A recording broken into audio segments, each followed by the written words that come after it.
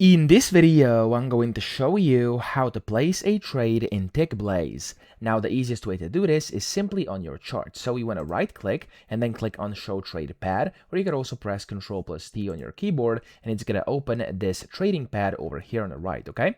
Now in here you can see you have basic and advanced. So if you go over basic first, you have the option to buy market, buy ask, or buy bid, and to sell market, sell ask, and sell bid. Over here you can select your size, of course. I'm going to do 5 for now, and then here you can see your daily P&L, etc. Okay, so I'm going to click on buy market, and over here I'm just going to click on yes, and there we go. As you can see, the order has been confirmed. Okay, if I click on yes, there we go, it's going to go Order through. filled. There we go. You also get Position a sound open. which says order filled and position open.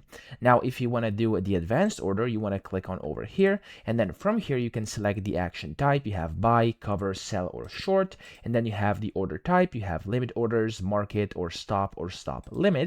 And of course I'm going to go with market right now.